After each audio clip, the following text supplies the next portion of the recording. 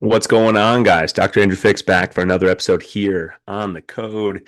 Awesome interview for you lined up today. You're about to hear an episode that I recorded with author, speaker, entrepreneur Chris Cullen. Like I said, he's a speaker, he's an author, he is a coach focused on mindset training that elevates performance. All the teachings, workshop tools, and things share best practices are based on the ideology that achieving a desired outcome starts with our thinking, how we think about what's going to happen. Uh, Back in the day, Chris was a captain for the Michigan State baseball team, played in the minor leagues with the Pittsburgh Pirates.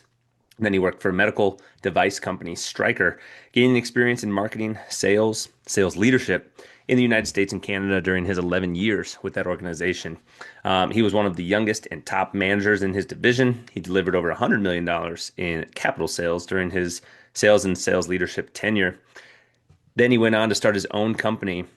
His innovative trainings on mindset, culture, high performance have been utilized by some of the world's best organizations, including Qualtrics, Marriott, Genentech, Jersey Mike's, Stryker, as we mentioned, U.S. Volleyball, Michigan State University, and the University of Georgia athletics programs. We got into a book that he wrote. He's written multiple, but the particular book that we discussed in this episode is called I Get To. Change your words, change your life. We talked about the mindset around saying I get to do something rather than I have to do something. It's a small but very impactful change. We talked about things that are simple but surely not easy. We talked about habit formation.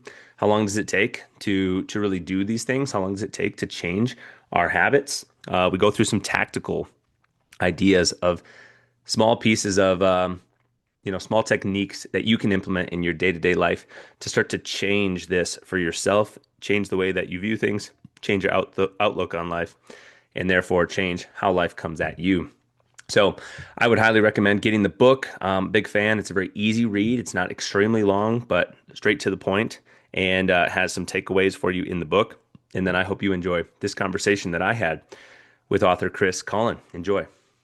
What's going on, guys? Dr. Andrew Fix back for another episode here on the Code. I've got my new friend Chris Cullen joining us. Chris, how are you today? I'm great, man. Thank you for having me. How are you? I'm doing awesome. I'm really looking forward to this conversation with you. We were just catching up a little bit, getting to know each other before we hit record. Will you do our listeners a quick favor and just share a little bit of your background? I mean, we're going to get into this awesome book that I have here in front of me.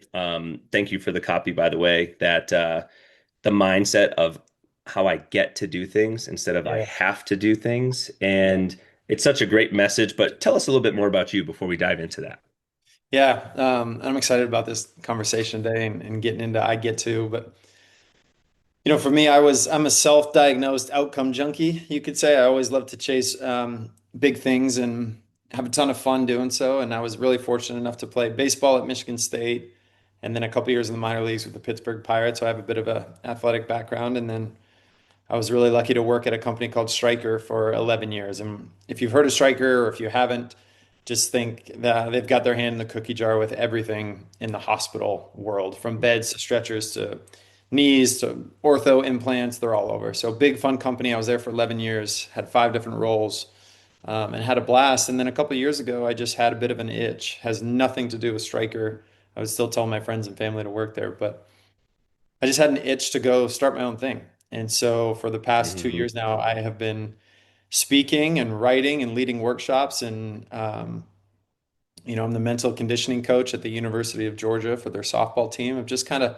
I've fallen in love with the process of how do we think? Why do we think the way that we think? Can we control some thoughts here? How does that help? How does that impact our day to day?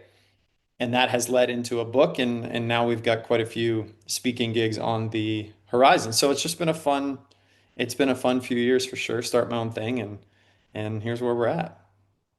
Yeah, yeah, I love it. And I mean, working in the healthcare industry, I'm very familiar with the name and the brand Stryker. We mostly see that from the orthopedic side of things, Yeah. right? Knee replacements and hip replacements and whatnot, components that are used in surgical operations. But so many people I think go through that. They go through like this. I just had this thing that was it causing me to have an itch, or this thing that was calling to me. I just had to make this change. That's kind of why I wound up here in the role that I'm in with Physio Room and doing this podcast. As I was at the big, more corporate private practice and kind of moving up the ladder. And then I just started to have this desire, like I need to make change. Something's gotta change. I'm getting frustrated by little things that didn't used to frustrate me. And it was really like one of those gut decision situations, right? Where if I made like a pros and cons list, well, there were probably more things in the column of just continue doing what you're doing. It probably makes more sense if you think about things logically. And it was just a gut decision. I said, no, I'm going to regret this if I don't take this opportunity. Like it might not work out as well, but if I don't try it, I'm going to regret this. So I don't know. Whenever those big life decisions come up, I tend to lean into the gut feeling more than like on paper what makes the most sense. My favorite book recently has been Lessons for Living by Phil Stutz. Mm, And he talks about how pros and cons lists don't serve us any justice. What we need to do is align to our highest values. And he phrased it as this is your highest calling, and you have to listen to that. So because there's going to be pros and cons on both sides, and then we sit there and play ping pong. But if we don't follow our highest calling or our highest values, we will regret it.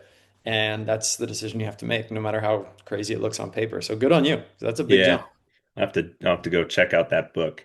It's a good But book. Chris, I think it was over a year ago now that you and I got connected through a mutual friend, Alex Kaminsky, which she has a podcast as well. I'll link it in the show notes to this episode, but I encourage you to go check out Alex's podcast. She's been a guest on this one a couple times, so if that name is ringing a bell, go check out the episodes that Alex Kaminsky and I did together. We actually have a third one brewing that we're gonna Nice. do again. So, um, yeah, quick plug for her there. But how did you and Alex get connected? I forget exactly how. I know that she Yeah. was doing involved in like some coaching and stuff with you, but I forgot how you guys got introduced in the first place. Yeah, it goes back to we had a mutual mental performance coach. And this guy's name is Colin Henderson, lives in Nashville. He's a phenomenal coach. He's been speaking and leading workshops for a long time, about 9 years. And Alex and I just found ourselves as strangers in his master class. Got And so it. it was a 6 month program. We talked every 2 weeks with a lot of group interaction in between. And then Alex and I just kind of gravitated towards each other in terms of like what we're up to, what our goals are, how life is shaping up, if you will.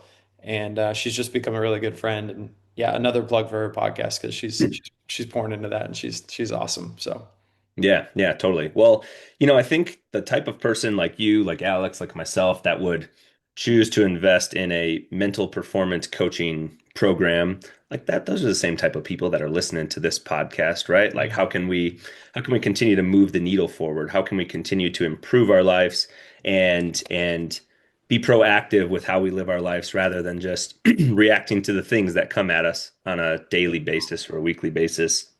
And I think that's a good opportunity for us to kind of dive into this book because that's great, in man. a way that's what this is all about is how do you how do you respond to things? How do you view things? What is your mindset when things go on?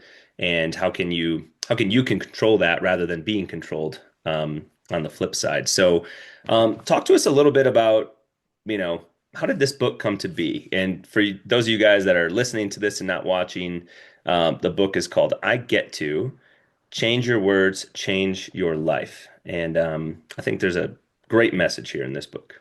Awesome. Thanks for that. The book originated with one of the hardest days of my life, the hardest day of my life physically. I was struggling with some things mentally. Like I was in this depression, funk. There was a ton of change going on in my life. And so my answer, the script that I had followed my whole life was go push yourself as hard as you can to feel better. And so I signed up to do a full Ironman, which is 2.4 mile swim, 112-mile bike, and then a marathon. I had never even run a marathon before. I was just like, let's go blow this thing. Let's just do as much as we can the hardest way possible.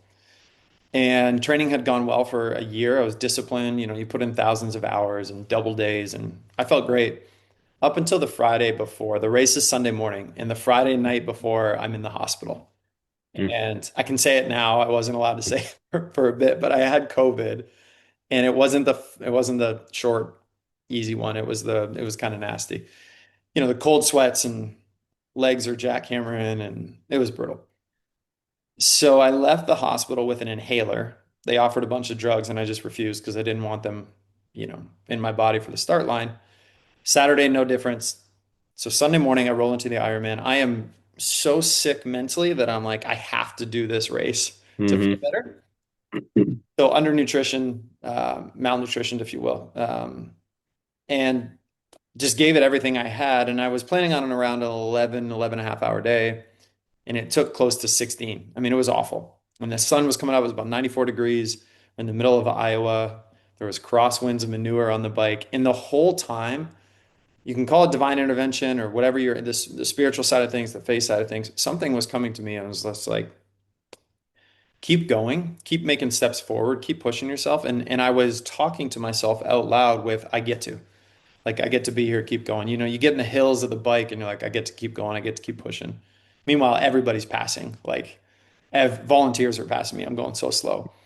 And you get to the run and it's 94 out and the heat waves are radiating off the cement and I have nothing in the tank and you're just like, I get to keep going, I get to keep moving.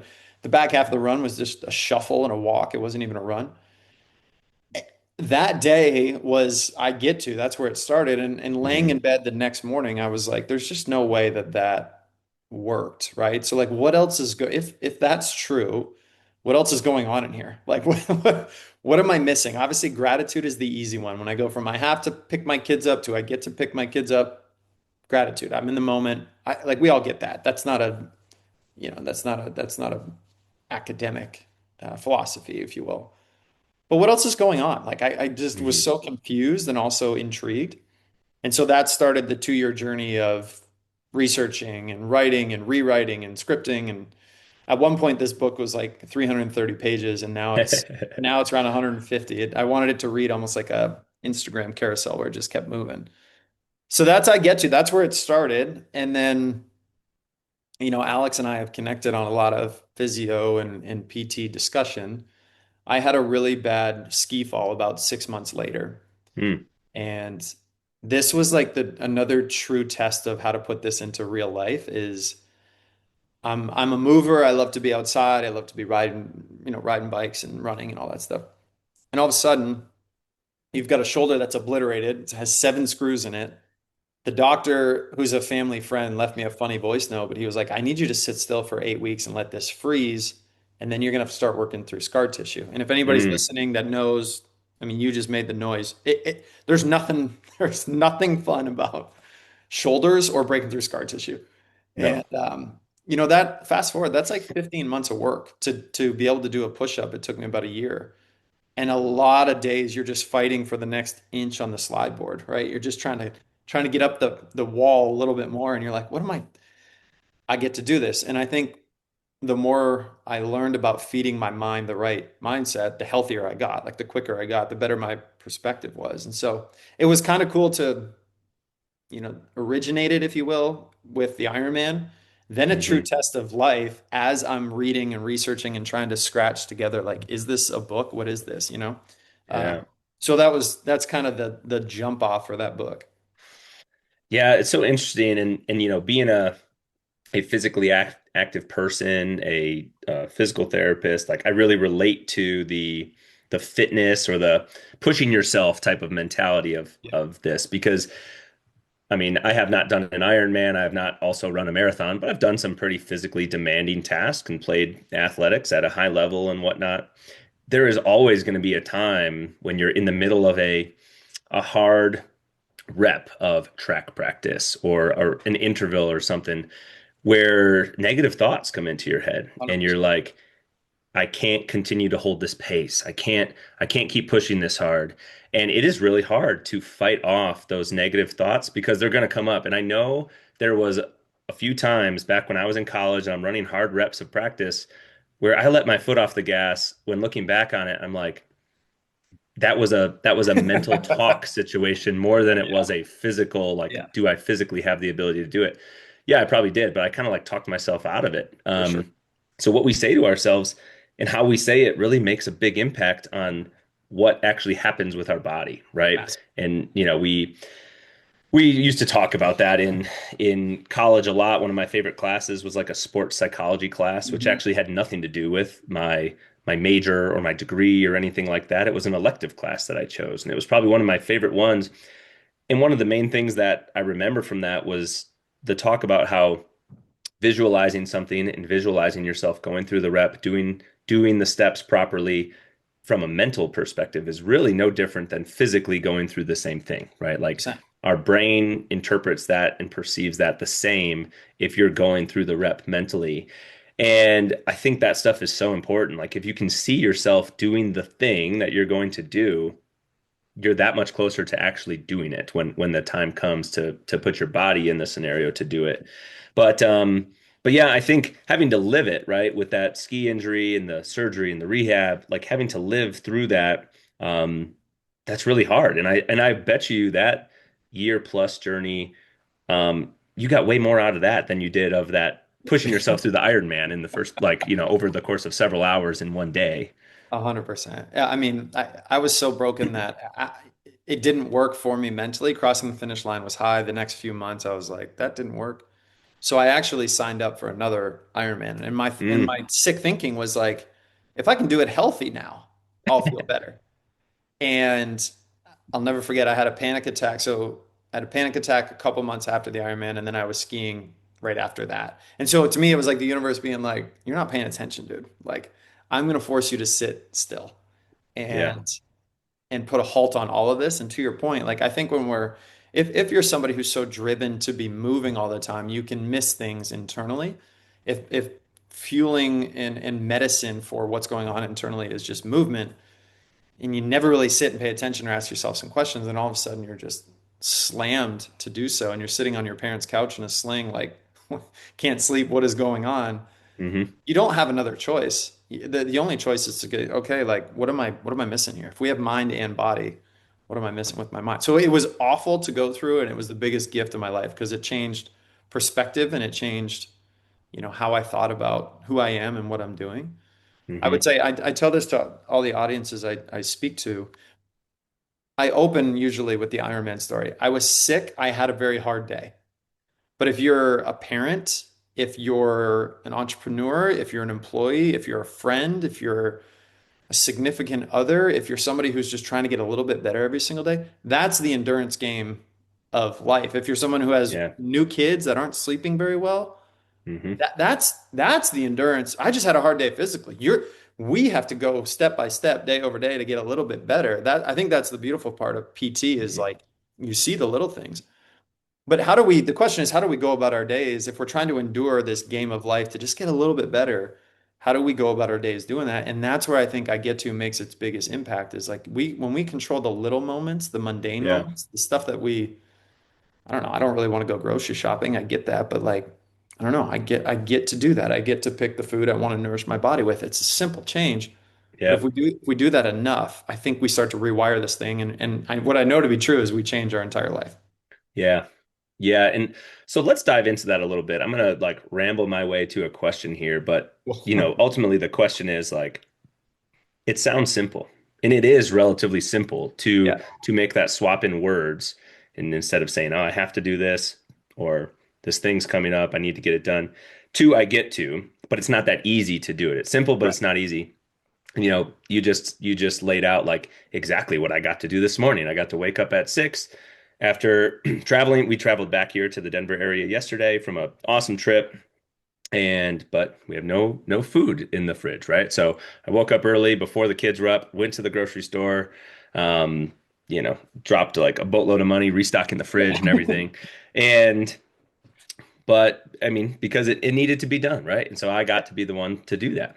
But the part of the book that I think I've been kind of like relating to recently is like what you just said, the easy part, right? The Yeah. gratitude. We have two young kids. There's less sleep taking place than what we would prefer. There's times when both kids are crying and screaming. And I've just been really trying to lean into the idea that I get to do this. I get to be the one that soothes our daughter at 2 in the morning. Now, Yeah. my wife is doing it way more than I am, but I get to do this, I get to do that. Because these days are going to pass and they're going to be gone really, really fast. And we hear that from every single parent that has kids that are older than ours. Like, you need to cherish those moments because they're going to be gone really fast. You're going to miss them. And I can completely understand and see why they feel that way because we're flying through it right now. Our son is about to turn 2. It's crazy. Um, and then the part about that I've always had a hard time with is I tend to be one of those busy bee type of people. I like my to-do list. I like my calendars. I like getting things done. I always have something that's going on. I've never been the person that really wants to sit on the beach and just like Yeah, enjoy a relaxing vacation. Like, I want to be hiking. I want to be doing activities. I want to be doing things because I feel like I'm wasting time. But 2 years ago, when our son was born, this has started to slowly change. It's still really tough for me, but I can sit now and be a little bit more present. But that's still the part that I'm kind of working on. So, those of you that are tuning in listening, like, I don't have it all figured out, right? I don't have this podcast is just as much for me as it is for you, quite frankly. But I've been really leaning into the mindset of be where your feet are. yeah, And I actually shared this in a small presentation I had for our team last week. I was presenting in like a quarterly meeting. I've always been a big shoe person, right? And everyone on our team knows, like, Andrew loves shoes. He's got a zillion pairs of shoes. There's probably 3 or 4 in his car at any given point in time.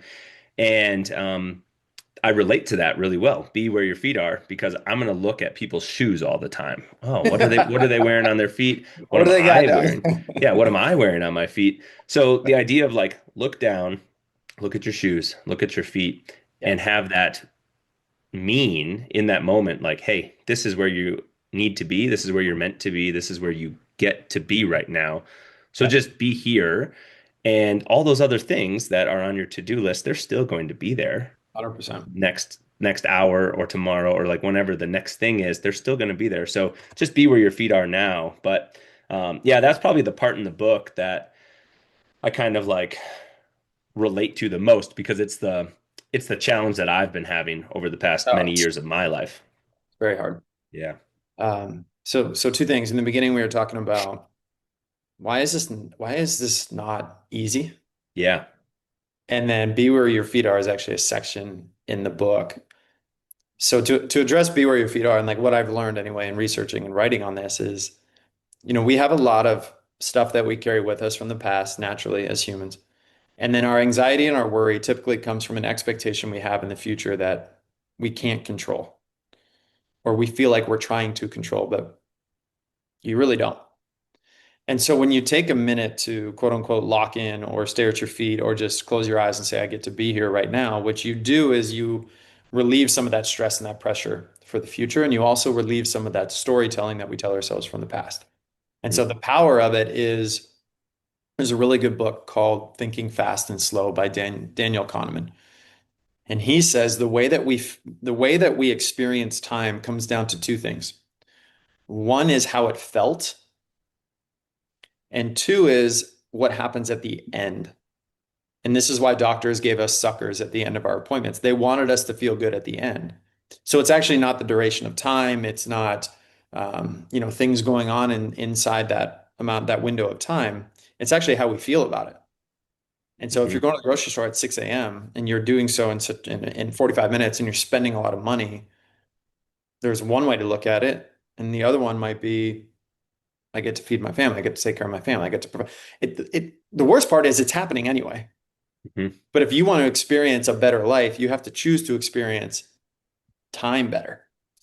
Yeah. So it's a really good book. It's really interesting. Be where your feet are puts you in the moment. And so you can actually feel what's going on. So the first part around it's very difficult to do. It's because of how we're wired. Like, over 2 million years ago, we're running from big jungle cats and trying to stay alive in caves. Fine. That DNA has stayed with us. We're fear-based. Our instincts are all fear-based. We Mhm. work from bias and we work from fear. How can I protect myself? How do I make sure tomorrow looks like today? How do I fit in with this group? How do I, make sure people like me? How do I not screw up? It's a lot of fear-based. In that, we have two systems of thinking. System one is our natural. don't step in the middle of traffic because you might get hit by a car. It's this instinct to keep us safe. That leans actually towards the negative.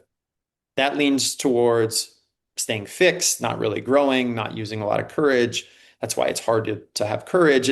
It keeps us just in this cocoon. That's our wiring. And I have to, I need to, I kind of want to. That falls there. And that's typically our first thought. I have to go to the Hmm. grocery store this morning. Yep. It's hard because our second thought is where we can grow from. Our second thought is where we grab gratitude. Our second thought is where we feel time, but it takes effort to go from one to two.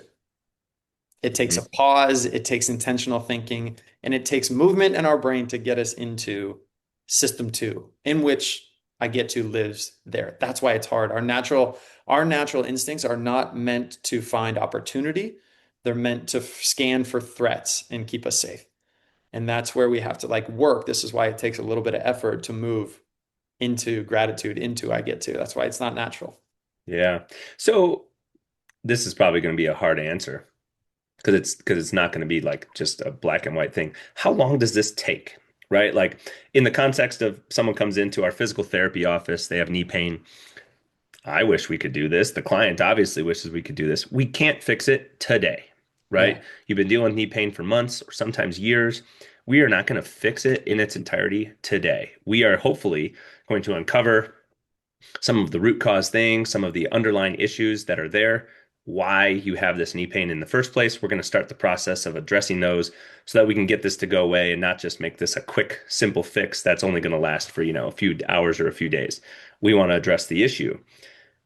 When you are going through this process and trying to do this on a daily basis of reframing and rephrasing how you speak to yourself, how you think about things, how long does this take to get to the point where it does start to feel a little bit more natural and more normal for you? Or is it always going to be where you're kind of fighting this natural DNA instinct that we've evolved with, where like you're always going to have to catch yourself and restate it? Or does it start to become a little bit more natural at a certain point? Yep. So there's three numbers to this answer. One is it takes 21 days to form a habit. There's a lot of Hmm. studies on that. And so the intention of, if you want to form a habit, the easiest way to do it is to write it out and pay attention to it. Then you want to make it easy and fun and accessible and all that. But 21 days will get you into the habit of consistently reframing, not making it easier, but it becomes a habit. You're going to go to the grocery store on day 22 and be like, all right, fine. I get to do this, right? And you're going to work your way into that. 90 days of intentionally working through this habit is where it starts to become a little bit more interesting. The science will show that it becomes more of your nature. It becomes less of an effort. It still has to happen, like it's still fighting our DNA. But it does start to move into this more subconscious thinking of like finding the gratitude, sitting at a red light and being like, it's a beautiful day outside, as opposed to this light needs to change. I got stuff to do. So you find a little bit of that shoulders Hmm. drop, if you will, Yeah. and you're in the moment a little bit more. That's about 90 days. The big number that's tough to wrap our heads around is 7 years. And that's when we have completely rewired and changed all of our cells. And if we can do that with our mindset day over day, then we're going to completely change our life. I love the space between 21 days and 90 days. That's where I feel like you've made the effort, you're a little bit more in control of what you're thinking, and you are definitely starting to feel a difference. But you're not going to be. I always think of it like wrinkles. I Hmm. heard this analogy once with like a face cream, if you will, where like you spend your whole life getting a wrinkle. A face cream is not going to take it away in 21 days. Right. But if you're applying the cream, right, if you're using this over and over and over, it will help over time. It's very similar with our mindset. We're not going to change the way we're structured from a DNA and wired standpoint overnight or in 21 days or even in 90 days, but we can really start to feel a difference when we're intentional with it in that way. Hmm. Yeah, and I mean, consistency is the name of the game That's with everything. Like earlier this morning, right after that grocery store trip, I hopped on here, recorded a brief sort of solo podcast, kind of recapping the travel that we had and whatnot. And one of the things that I talked about was keeping your consistency in your fitness routine while traveling, like while you're not in your normal environment. And because consistency is what's going to yeah, lead to the results long term. It's not going really hard today, hoping to benefit from That's that right. 90 days That's from right. now. So that 21 days and 90 days, I think that's great because most people, I think, can wrap their head around like, come on, you can do anything for a month. Like, Yeah, there's so many people that have completely changed the way they ate or avoided a certain thing or, sure. avoided alcohol for 30 days or whatnot. It's dry January right now. Like, we all Hmm. have the power to do something for that short of a time period. But if you start to see some benefits, right? If you're starting to build that habit over the course of 3 weeks, okay, now you're starting to really see the positive snowball effect Yeah. start to take place that can carry you to that 90 days. So yeah, I think those are numbers that you could easily wrap your head around. 7 years is a long time. Who knows what any of us are Long going to be time. doing 7 years Right. from now? But you don't, I guess the power is you don't need to. Right. You just need to know what you're doing with the next decision or the next thing that you get the opportunity to Yeah. do. So, because we don't have control over 7 years from now necessarily, anyways. Or in 7 seconds. I'd love to introduce a tool called the Monk Walk Yeah. right now because then the question becomes, okay, so how do I do this every day, or how do I start, or where do I begin? The system for I get to is let your first thought be itself. It's typically going to be a little bit negative. 70% of our thoughts lean that way. That's okay. That's human. 70% of those will be self-limiting, keep you tight. Okay. So somebody rear ends you at a red light. Obviously our first and everything, everybody's okay. It's just a fender bender. Obviously our first thought is, what the hell, right? Like I can't believe this just happened. I'm going to be miserable. I'm probably going to go be grumpy to that person. There is a world in which I don't think that that person back there got out of bed this morning and wanted to rear end somebody, right? So our first thought is like, maybe we want to go fight somebody. Maybe we're so mad. Maybe we're just going to lose our minds. Then there's a deep breath and we introduce a second thought. If we can grab I get to for that second thought, that's where we take action from. That's where we lead ourselves from. And so it's just a game of first thought is natural, let it go, take a breath. The easiest way to do anything when it comes to rewiring our mind is make a joke of it. Hmm. So like first thought, I have to go to the grocery store. I hit pause. I'm like, all right, I get to go. I get to go walk the aisles, whatever. The second thought becomes, I get to go walk the aisles. I get to put food on my food for my kids, and this becomes a bit of a game, right? So that's how we start to rewire. The monk walk, which can help us every single day, is I want you thinking about a routine that you have, and this can be even when you're traveling, but something that you do every single day that is consistent in your life. It could be what you eat for breakfast. It can be what time you get up. It can be the first few things you do when you get out of bed. It can be how you go to sleep, whatever. And there's a practice by the Theravada monks called the monk walk where they take a lap around a garden every single day. And it's the same garden and it's a tight space. But their job in less than 20 minutes is to walk this garden and notice something different about the path every day. So a new pebble or a different color on a leaf or a flower they hadn't seen before, a smell they hadn't smelled before. And they come back to the group after this walk and they tell the group what they noticed different. And they do Hmm. this day over day over day over day. I want you guys thinking about our monk walk. And it's again, it could be how you get out of bed or how you go to bed or something in the middle of the day that you just do over and over and over. If you can grab awareness in that, commuting to work, if it's on the same path, if you can just grab awareness of that and come off of that autopilot, even if we're not looking at our phone, we're scrolling in our minds. If we can come off of that and grab I get to, if you're having a coffee, it's I get to feel the warmth of this cup. If you're sitting in Hmm. traffic, it's I get to take on a new podcast. It's something where you can reframe the mundane. And that's where you start. That's the monk walk of our lives. If you take a nighttime shower every night before bed, same idea. It's just I get to be in the shower, I get to clean up before bed, whatever it is, but grab the moment is Yep. is where you start. Yeah. Yeah. I love that. I mean, it kind of reminds me of, it's not exactly the same thing, but it kind of reminds me of, I was listening to another podcast a while back, and it was kind of talking about like, grabbing the moment. And it was in the context of like, if you're trying to do something, say you're with your kids, for example, you're at the park, you're pushing your child on the swing, Yeah. but your mind is somewhere else, right? You're thinking Yeah. about work, you're thinking about this stuff that you have to do. The other people around you, right? They'll start to notice that Yes. you are not there mentally. Like you're physically there, but you're mentally somewhere else.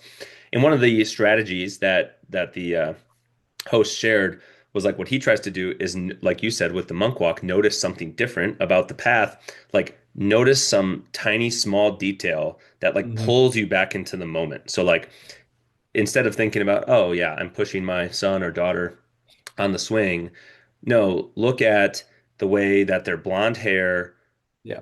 blows through the wind and like you see the breeze blowing through their hair or something like small detail that captures your attention, pulls you into the moment and allows you to focus on like being Yeah. present and doing what you're doing instead of thinking about all these other things, because that's going to have a positive effect on the other people around you. The Mhm. kids are going to have a better time. You're going to have a better time. Like your spouse is going to have a better Yeah. time because you're not like just thinking about, your next appointment or whatever you have to do. So yeah, I think that's a great, kind of a great tool to have in our tool belt of like, how can we take a mundane task that we do every single day, change it for the better, and help it speak to us more Just come instead off of. autopilot. Yeah. In Yeah, my mind, as you were talking about pushing the child on the swing, I pictured like the child jumping off in a fun way yeah, and the dad still pushing the swing, not even noticing. You know yeah, what I mean? Like that's the autopilot that we live on. So I love that piece of just grabbing agency in the moment.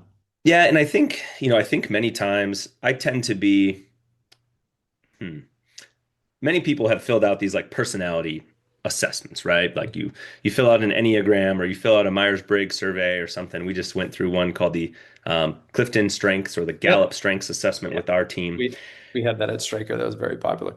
Yeah, so when I do one of those like Myers-Briggs personality assessments, I tend to be a somewhat judgy person, right? I make quick judgments about people.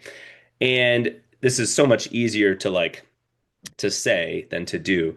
But I try really hard now if I go to the park with our son, I feel like I have to do this because he's climbing on everything and I don't want him to get hurt. So I kind of like have to be paying attention. Otherwise, he's going to be falling off of Yeah. something very quickly if I'm not paying attention. But like you just said, the kid jumps off the swing and the parent is still just pushing it and they didn't even notice.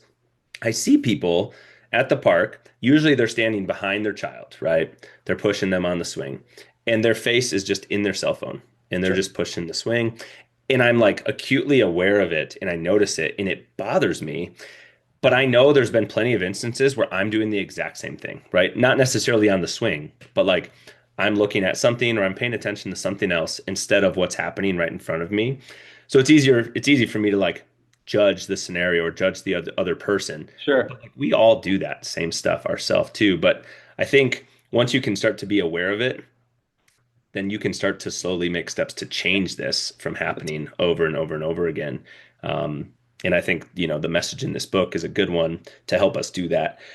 There was one part in the book that I really liked that you included, and it was how this reframing of I get to is not a fix all for every scenario, right? That's right. It does not apply to every single scenario out there. It may apply to many, right? It may apply to many scenarios where you can reframe how you're thinking about something, have more gratitude about it, think of the positive, the glass half full type of mindset, but it doesn't apply to every situation. That's right. Talk to us about that a little bit. And what are some of Yeah, I those mean, scenarios where this would not be the appropriate tool to use? yeah. And if you've been listening through this, you can kind of understand. I get to is very simple. It's not a massively academic philosophy, but there has a ton of benefits to it. It's to me, it aligns with "Let Them" by Mel Robbins. Simple, like I can read the cover and understand it. Nike's slogan forever is "Just do it." Chick-fil-A lives on my pleasure. Like simple stuff, but it works. And I became obsessed with like this could work for everything. This is great. Like everybody needs to be doing this. Blah blah blah. And the more I was reading through and writing and researching, you find that like, no, it's not a cure-all, obviously, but it takes moments to realize this is not the time to use it. If you're in deep grief, for example, your heart's been shattered, I get to doesn't take away the grief. I think it can be a bit of a crutch to lean on, but it doesn't heal the heart unless we give it the proper oxygen to do so, unless we allow that time to process. If you're in a really toxic situation, this can be work-wise, this can be in a relationship. A mindset reframe doesn't change that. If you're if your finances are a mess, I get to doesn't change that. What has to happen is a realization or the awareness that you have to choose agency, which means step into a place of action and change it yourself. So I think I get to is a phenomenal place for tough moments for sure, for the mundane moments for sure, for the moments we want to remember for sure, for the moments we need help in using that courage and fighting through our DNA, sure. But it certainly doesn't protect us if we're in a harmful situation or even if we're trying to fix something that is not ours to fix. Yeah. There's five examples in the book, and those are there for us to realize that, yeah, look, this can be great and life-changing in so many ways, but it's not for everything. And Hmm. sometimes it takes a full-blown blow the plan up or change the environment or whatever it is you might be going through. A mindset reframe doesn't cure all. Yeah. Yeah. And I think one of the things that I guess I want to say is that's assuming that in that scenario, say you're in a tough, I don't know if I want to use the word toxic, but like you're in a tough scenario. That could be Sure. relationally with a partner, that could be at work with a coworker or just with your manager. Choosing not to use I get to work your way through that scenario instead remove yourself from that scenario is assuming that you have self-reflected and put in the work that you need to put in, Yeah, right? Because not every problem is ours to carry and to solve. Sometimes there are things that we're not going to be able to change. But if there is responsibility on your side of the coin, you need to make sure that you do that work. Otherwise, what you're going to do is you're going to probably find yourself like saying, well, I don't have to deal with this. I'm just going to leave and exit the scenario and move on to something else. And you might wind up finding yourself being the common denominator of doing this over and over and over again because you didn't actually work on any of the stuff that is yours to work on. So I think I think you're totally right that like saying I get to is not going to solve or help you with all of these scenarios. Like you said, deep grief, if you've lost a loved one and there's grieving that needs to take place because all of us are going to have to go through that. Um, you can't change that scenario. that's Now, right. you can say I get to and use that for bits and pieces like, Yep, you know, I get to um, you know, comfort my sibling because we're yep, both going through a hard time or for sure. something like that. Like it doesn't change the hard time, but you can still reframe little pieces of it. But there's still going to be stuff that we have to work through from grief or toxic scenarios, or like you said, improving your financial Yeah. situation if things are not going according to plan. Yeah, Yeah. whatever. Right. I think, grief's an interesting run. I write about it in the book. Um, the point is you just can't reset your mind or try to reframe it to ignore the feelings and the emotions that need to be felt. Hmm. And whether that's big heartache or also big love or loss. I mean, that's the hard part about being human. We all have this in common. If we live long enough, we're going to lose something or somebody that we love. That's a common Yeah. trait. And I think it's an important thing to realize that like the suppression or the chin up and chest out, especially on the traditional masculine side of things, is like chin up, chest out, be the alpha, don't feel. It's a load of crap. Like you have to let those emotions and feelings process. Yeah. And so again, I get to doesn't bridge it, it doesn't make it easier, but it's certainly it's not meant to mask the actual feeling. It just can be there for you if you need a little crutch. Yeah. Well, I know that was one of the things that before we hit record that I wanted to make sure that we covered is like this does not address every scenario out there. And there's times to use it and there's times not to. There was something else that you said, "Hey Andrew, there's something that's not in the book that I think would be worthwhile for us to talk about." Did we already cover that in any of these pieces or the examples that we laid out? I think what's not in the book that I wanted to touch on today was the journey of physical therapy, was the journey Oh of yeah. rebuilding shoulder and how long and tedious and annoying and frustrating and difficult that was for me. Yeah. So we covered it earlier, but that piece was again where I really learned to put this into my life as you walk into PT every day to just break scar tissue. It's like, all right, if I can change this became a joke for me, right? This is how it happened. Like, all right, if I can change my mind a little bit, then I might get a little bit healthier and hurry this thing up. So Yep. I get to break through scar tissue today, right? Yeah, and I think, the college football season just ended. The NFL season, I'm a huge football fan. NFL season is winding down. All of the great coaches, Nick Sabans and whatnot that we think about, like, and I think about this in healthcare. When we can think of our life or think of our activity, our sport, our whatever that we're doing, our work as a practice, I think Mhm. it's easier to like get into that frame of mind, right? Yes. Like this is not something that I need to start and finish. This is an ongoing, ever evolving practice that we're going to do. That's why like even in our practice at Physio Room, I hate to use the word company or organization or whatnot. Like I like to use the term practice because it Yeah. signifies to me that we are constantly going to be evolving and changing and reiterating things. It's not something that we're just going to do and finish and then it's done. And I think that's how it is as from a physical therapy standpoint. Like you're not just going to come in, do a few exercises for a few weeks, and it's going to be done forever. That does not work. And if you're listening to this podcast and you're considering, or you are a client of ours, or you're considering becoming a client of ours, know that it's not going to be start on one day, completely finish forever, and never have to address it again on another day, because that's just not the way that our body works. Our body is constantly evolving and changing. And if you don't do something about it, it's not going to be for the better. So this is an ongoing Oh, practice that we're going to have to do whatever facet of your life the that we're talking about.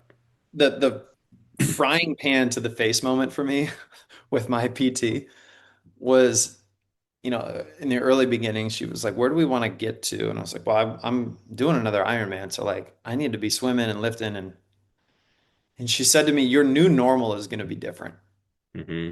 And so what the practice and what I would love for everybody going through this to put in place is s- try really hard not to compare to what you used to be. This is a different world. Hmm. But you can set a new normal, and that's more uplifting than like, I need to be bench pressing this or I need to be running this fast. You've got seven screws in your shoulder. Life's going to be different, right? Or your body is changing, even if it's just a nagging hip. I don't, your body is changing for a reason. You're going to have a new normal. And I love what you said about now we get to practice on that and we get to build a new path on that, right? We all want to be 19 and never soar, but as we age a little bit, things change and stuff comes up. You just have a new normal. And that was a Hmm. big moment for me to be like, oh yeah, I'm not going back to what I was. That's impossible. I have to create a new way forward. That is practice to a T. I love how you frame that. Yeah. Yeah. And I think sometimes it's hard for people to accept that. Like I think it's easy to 100%. yeah, it's easy to fall into the thought spiral of, well, I'm never going to be what I once was. So then what's the point in Yes, nice. even Nice. trying or why even put in the work? Because it's going to be a lot of work, especially if we're, in the context of, we're talking about doing things physically, how our body's changing and whatnot, or post surgery. I've had a bunch of those myself. And I think what helps me is we're all essentially older adults, like whatever age you are listening to this, right? We are all older adults in training, right? We all hope to live very long lives. Most people listening to this want to live very active, fulfilling lives where they're able to do things for many, many years in the future, not just like literally laying on the couch doing nothing. Right. Um, and we need to treat ourselves like we are that. Like if you hope to be able to whatever, name the task, right? Go up and down 3 flights of stairs, pick your grandkids up over your head and whatnot when you're 70, 80, 90 years old. Well, you need to be doing much more than that now. Because Mhm. if you're only doing that thing now, you will not be able to do that That's right. later in life because we're all going to decline, but we can slow down that decline. We can continue to, stave off the aging process if we continue to treat ourselves like we are older adults in training. And Nice. yeah, I don't know. I think that's what helps me. People ask me like, "Oh, what are you training for these days?" And there's activities and things that I want to do, races and this and that. But it's really playing with kids and being a super active, involved dad and stuff. It's like it's the life things more than the achievements. The races and the finish Yeah. lines and stuff. Getting up up and down off the floor easily and up the stairs with no problems. Like the sad part about us as humans, like the vessel that we've been given, we're a depreciating asset. We are the Hmm. car that you buy on the lot, and then the second you drive it away, the value goes down. Hmm. Unfortunately, that's the direction. And so it's the oil changes, it's the taking care of the car over time consistently that adds up, right? So if you Yeah. want to be, everybody wants to live to 100, most do, but it's the way that I would love to be 100, but I don't want to be 100 stuck or not able to function, right? I want to be Yeah. 100 and move. There's a Yeah. difference. And so what Totally. you do at 20, 30, 40, 50, what you put in your body, how you focus on the areas that you need to focus on and grow the things that you're missing type thing, that matters. And I want to say Yeah. one thing you brought up earlier. There's an author and I would say an activist called, his name is Steve Magnus, and he was an Olympic runner at Oregon, and then became a whistleblower with the program um, for some runners and things they weren't doing correctly. So he has been on a ton of podcasts, and he's really setting a new bar for standards on performance and training. And he is now where we grew up in the exhaust yourself daily. Don't put your hands on your hips. Don't drink water. It's weak. Push yourself as hard as you can go daily. That was kind of the mentality of the old days. The new day, Hmm. what he is pushing in the new day, and he has science to back this up, is consistency is more important than elite repetition. So this is really important for us in the PT world. The days you don't feel like doing it, which will be most, or the stuff that we're supposed to do at home with nobody over our shoulder, and it's that negotiation of like, yeah, I mean, did 10 reps on the band really matter today? What matters is the little consistency day over day over day over day. Hmm. And now he wrote a book on this, specifically talking about how it's elite consistency is greater than elite repetition. And I thought that that's really impactful because for me anyway, as an athlete, that's a huge change in the world that I grew up in. And Yeah. I think it's so important. You don't have to get a 60-minute lift in every day, but if you go for 22 minutes and you get a little stretch, move your body, that's a win because it's helping you tomorrow. And that's Hmm. that's a that's a reframe for me that I think is very healthy and very, Totally. very specific to the PT world. Like we're not going to feel like doing it most days, but it's showing up over and over, especially when we're at home alone, that matters the most. Yeah. Totally. What was the author's name or the book name again? Steve Magnus. Oh yeah. Of course, I'm blanking on the book. Oh, Just that's read it. okay. Yeah. Do hard things. Oh yeah. I have that one. A lot of books in the Audible library Yeah, there that you go. some that I've listened to and some that I haven't yet listened to. Yeah. But I think that is such a reframe because I mean, I mean, we still see that, right? We see it. We talk to clients about this. A lot of times it's in the context of, a CrossFit gym or a functional Yeah. fitness place. This is not to like bag on CrossFit or anything. I think whatever form of exercise you want to do is great. Just go do it and keep doing it. Yeah. And if some people want to do CrossFit and some people want to run and some do Pilates, Whatever. more power to you. Go do it. But you do not need to like kill every single workout because typically what happens to almost everyone is if that's what you do, eventually something's going to break down. Yeah. You're going to overcook it on a rep or on a workout, and then you're going to have to take some time off or Yeah. whatever, rehab something, and then you're losing the consistency. So like there's a time and a place to push it. There's a time and a place to not sandbag it, but like I'm not saying you go mail it in, but like Listen to your body. yeah, listen to your Yeah. body, do what you need to do to get in there, get the work done, Yeah. but you don't need to like PR every single week that you go to the gym. That's not the intention. And honestly, that's not the way that you get long-term sustained results Yeah. anyways. Nobody's winning the Super Bowl every single year. That, 100%. And Signetti just talked about it at Indiana. Obviously, they had a storybook run here and changing the landscape of college football. hmm One of the things he talks about is we practice less than most teams. We don't practice as hard every day as most teams. And you're like, what are you talking about? His players are fresh. Every Saturday they roll out, they come off the bus, they're ready to go. And it's because the intensity isn't as great daily, but the consistency is there. Yeah. And I think that's Yes. that's massive, especially in college football where you think two-a-days and puking everywhere and up downs and whatever. You know hmm what I mean? It's just he's sitting there going, "No, we're going to be fresh on Saturday. That's the goal. So how do we Yeah. get there?" And it's a little bit less throughout the week, and that's like, hmm oh, you're doing something wrong. Apparently not, because they just ran the table in Yeah. college Yeah, they football. did.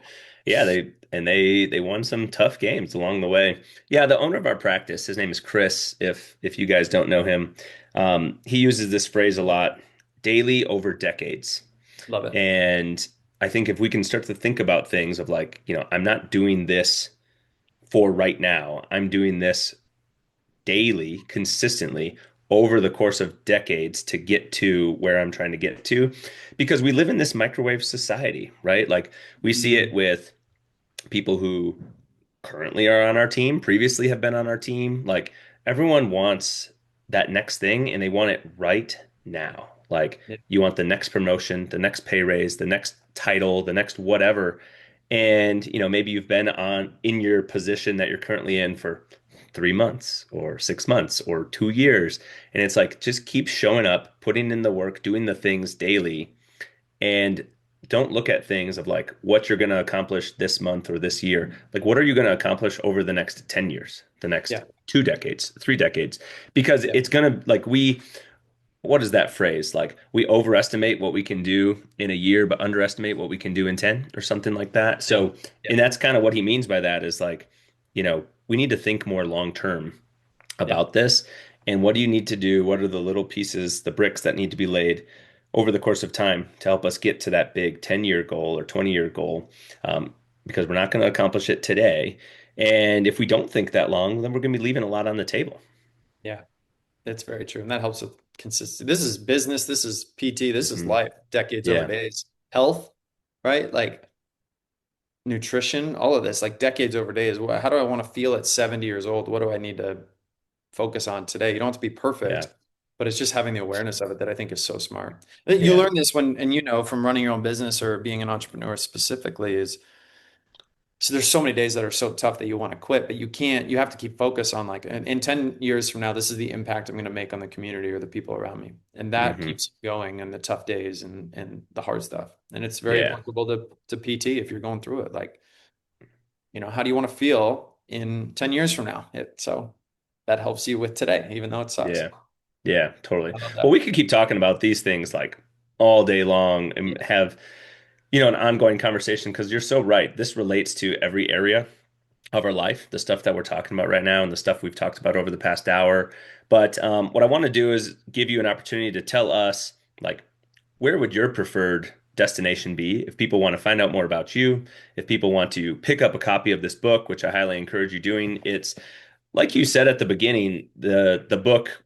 I don't remember if this was before or after we hit record, but the book was like 350 pages, and then you pared it Mhm. down to get to a more digestible. Like this is not an enormous book, right? Like if you guys can see this here on the screen, Yeah. it's easy to read. It's like not super tiny font. It's 150 pages. I mean, this is a very digestible, like you get the bulk of the information without all the extra fluff out there. And I think for the busy people that are listening to this, this is a perfect type of book for that, because I don't know. I don't right now in the stage of life that I'm in, I don't feel like I'm gonna very quickly make it through like some 400-page book or something. I won't be reading the Harry Potter series Yeah. anytime soon, even though I think they're great books.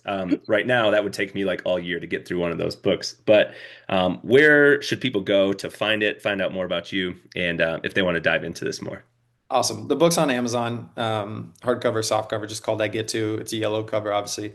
Um, and there's also an Audible to it as well. If you're a listener, if you're an Audible learner, great for car rides, long walks, runs. That is, you're going to get a little bit more. I read it out loud, which should be an Olympic sport, by the way. It's not easy. It's not easy to do. That is more, that's going to feel more like a conversation than it is somebody reading at you.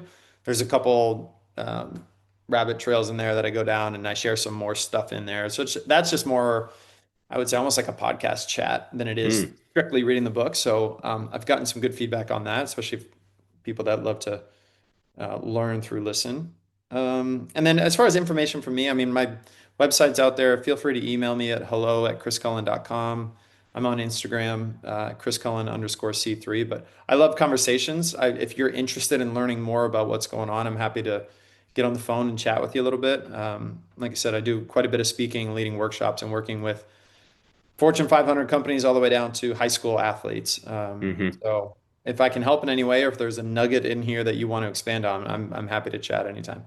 Yeah, I love that. We'll share those resources. I'll link those things, excuse me, in the show notes for you guys. Highly encourage you to check it out. I mean, whether it's Chris or anyone else, like, I don't know, we're not having podcast conversations with people who we don't think are great human beings, sharing great information out there that all of us can benefit from. So I encourage you guys to check out the book, check out the pages, give them a follow. And if you've not already done so and you're finding value in this podcast, man, give us a review. Leave a review, leave a comment. Now would be a great time to go do that so we can get this show out to more and more people so that they can benefit from this message and this information too. Chris, thank you so much for joining me. I thought this conversation has been great. Getting to recap the words that you put in the book and go through some of these stories that I think everybody can relate to has been wonderful. That's awesome. Thank you so much. And on the front end for reading through it and especially everything you have going on in your life right now. That means a lot. I much appreciated. And to the audience, again, if there's anything I can do to help, please reach out anytime. Thanks for having me. Yeah, absolutely. It was so funny. I actually finished the book yesterday. We were on, my wife and my two kids and I were on a flight back here. I was sitting with my daughter in my arms. She was asleep, like across my arms. But I purposely like had her like in my arms so that my hands were free. And I like grabbed the book out of the back of the seat. I'm like reading the book. But then like the pacifier fell out of her mouth. So like my wife Erin's being like my third hand, helping Oh, helping grab stuff for me or whatnot. So it was good. It was truly a test of, we're trying to do it all at the same time. yeah. She's taking care of my son and it was good. So yeah, happy to read it. Thanks again for sending it to me, for hopping on this podcast. And for all of you guys that tuned in to listen, thank you for spending your time with us. We hope to catch you on the next episode of The Code. We'll see you later.